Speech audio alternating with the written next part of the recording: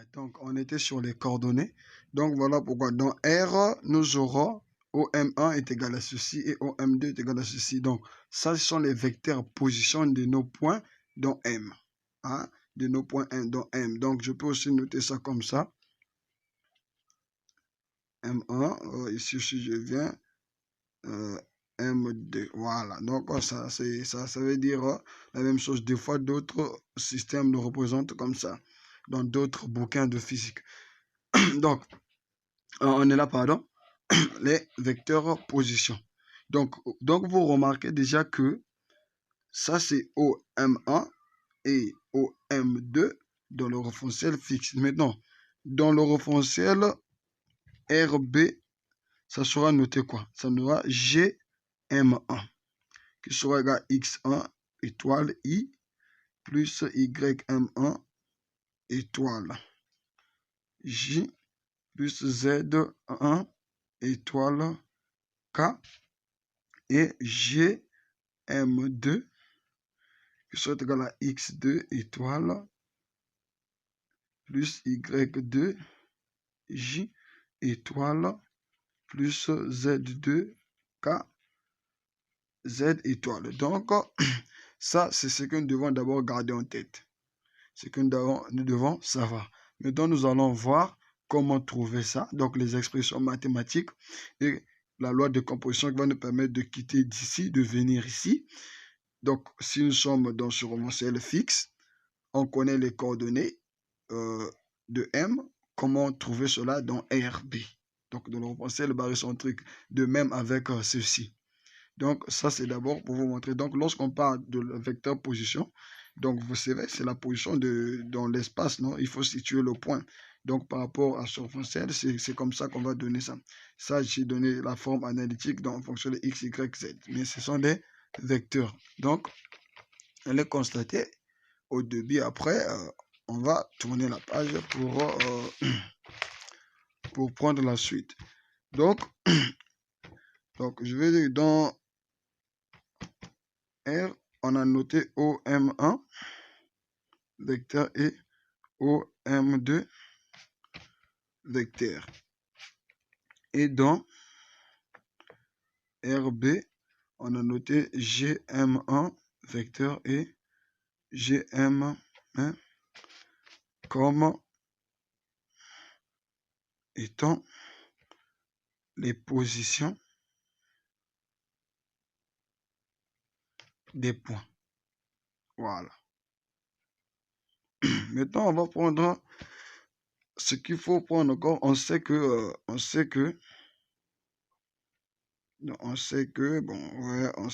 G est barycentre. On avait dit G est barycentre des points pondérés M1, M2, grand M2 et M1. Donc, M2. Donc, G, c'est le centre de masse. Donc, c'est le barycentre de nos points matériels. Comme là, vous voyez, on est là. Le point G, c'est un barycentre. Donc, vous allez constater, si on trace une droite qui va lier les deux points M, M et M, on aura notre barycentre. Donc, je vais représenter par une ligne là.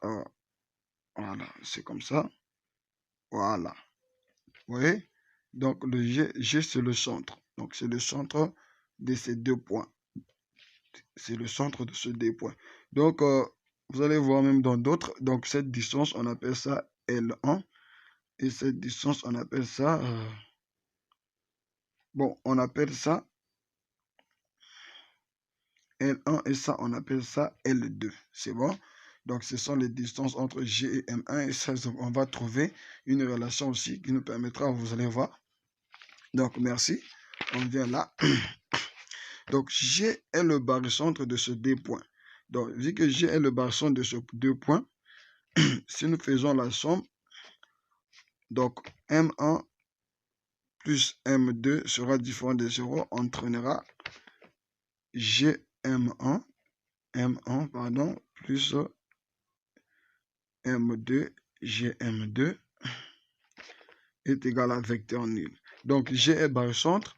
Or, on s'en va dire que les deux là, la somme des deux là sera différente de 0. Donc, ça va indiquer ceci. Donc, cette relation nous permettra de trouver une relation de G avec M1 et avec les M. Donc, c'est-à-dire, j'ai ça, je vais fixer le point, je fixe le point M1 ici pour trouver une relation de G, M1 et M1 et M2. C'est-à-dire, attendez, je vais prendre donc fixons M1 dans G, M2. Donc, une fois on va fixer, ça va entraîner quoi? Ceci entraînera ceci. On aura M1, GM1 plus M2, GM1 plus M2, M1, M2 égale à vecteur nul. Or, ça, oui, si on fixe le point, ici, là, on aura cette relation. Donc, cette relation, qu'on devrait écrire que M1 plus M2, GM1 serait égal à moins M2, M1, M2. Voilà, d'où donc on trouve le vecteur GM1, c'est-à-dire la position du point M dans le référentiel barycentrique est égal à moins M2, M1, M2, vecteur divisé par M1 plus M1 plus M2. Voilà. Voilà. Donc, vous comprenez, on trouve ceci. Donc, de même,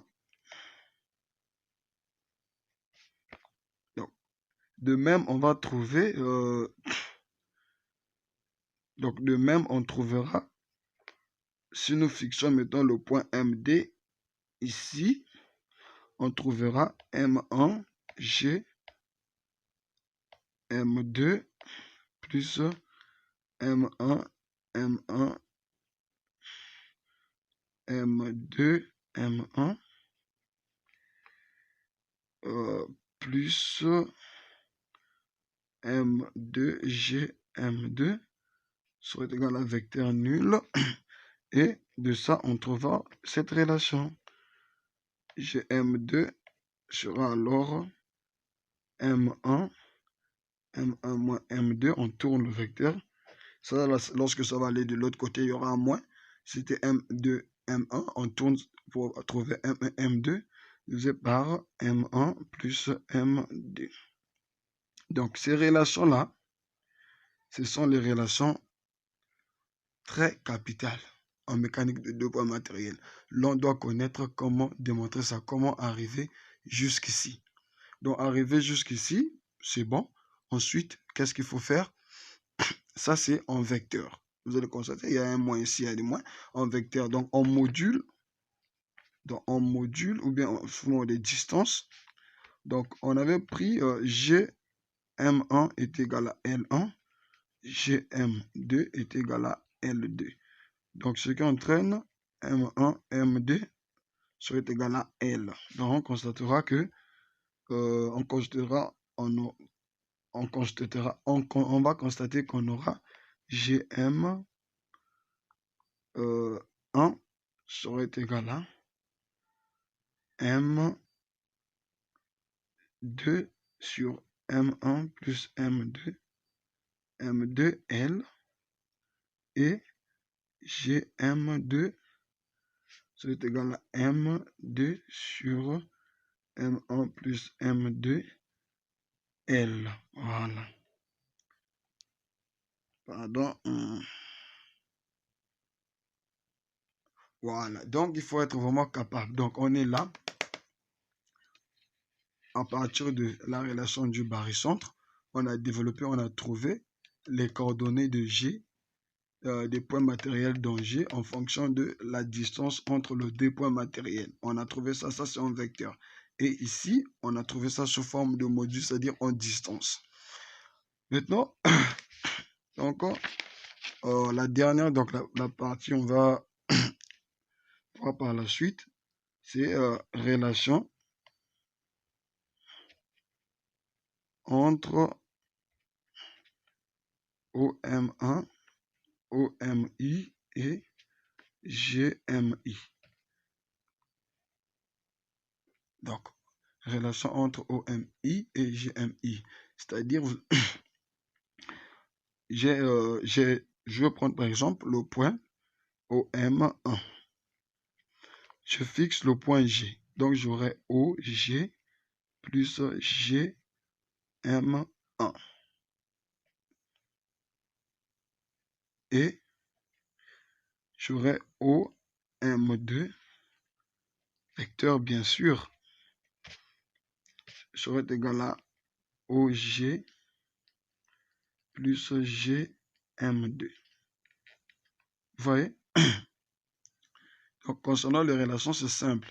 Je prends OM1, je fixe seulement le point G et j'aurai ceci. Ça, c'est quoi? La position de M1 dans le référentiel fixe. Ça, c'est fait la position du référentiel barycentrique par rapport au référentiel fixe. Voilà. Et ça, c'est la position du centre du point M1 dans G. Et c'est la même chose avec ici.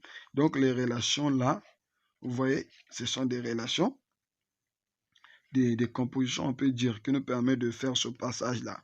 Donc, une fois qu'on connaît ça, donc on peut tirer, on aura aussi comme ça, GM1, vecteur est égal à OM1 moins OG.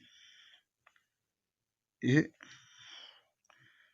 GM2 serait égal à OM2 moins OG vecteur. Voilà, donc on trouve ces relations, c'est simple. Hein? Donc on pouvait aussi remplacer, tel que dans cette relation, remplacer l'expression de GM1 qu'on avait trouvé ici. Donc, de même aussi ici, ouais, on aura voir. Donc il y a plus de possibilités. Hein? Au cas où vous connaissez la distance entre les deux, vous connaissez ici, on vous dit de trouver OM1. À ce moment-là, on utilise cette relation. Je sais que GM1 est égal à ceci.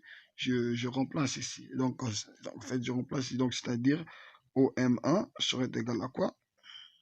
OG moins M2 sur M1 plus M2. M1, M2 vecteur. Oui, donc de même avec OM2 serait égal aussi OG moins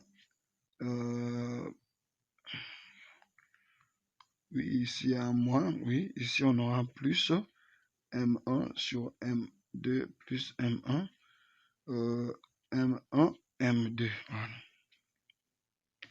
Donc on peut trouver cela. Donc, merci beaucoup. Donc, en résumé, qu'est-ce qu'on va dire? Ici, on a décrit les référentiels, on a parlé du système et des référentiels et trouvé les lois de composition, en fait, les lois des vecteurs position. Donc, c'est-à-dire, si je suis dans le référentiel fixe, comment sera le vecteur position? Donc, on a trouvé à partir des points, si je reprends ici, on avait ceci. Ici, j'ai donné juste une illustration. En venant là, j'ai fait du calcul. Donc, en faisant des calculs, j'ai trouvé les deux là. Et ça, c'est en module. Ensuite, je viens là pour trouver OMI et GMI, une relation entre les deux. Je fixe seulement le point O, le point G ici là. Et je trouve, vous voyez, je trouve mes lois des compositions des positions. Donc, une loi des positions, quoi. Donc c'est un peu ça. Donc, ici, ce que je vais vous dire, c'est juste de refaire cela. De refaire cela, vous allez prendre un cahier au tableau, votre résumé du cours. Vous bossez cela au tableau car un étudiant, que ce soit dans là où vous étudiez, un physicien doit connaître vraiment, démontrer, faire ses calculs, faire ces démonstrations-là. Ce sont les mêmes choses. Hein, lorsqu'on va traiter des exercices, ce sont les mêmes choses. Donc ça doit être dans le cours. C'est juste une démonstration, hein, une démonstration. Ça doit être dans le cours. Donc, merci pour tout. On va s'arrêter là. Merci vraiment. Pour ceux-là qui sont des nouveaux sur cette chaîne, n'hésitez pas à vous abonner pour recevoir les notifications et d'activer la cloche de notification pour recevoir les notifications des prochaines parties, quoi. Parce que vous voyez, c'est un cours. Donc, c'est un cours. Donc, abonnez-vous. Merci. À la prochaine. Merci.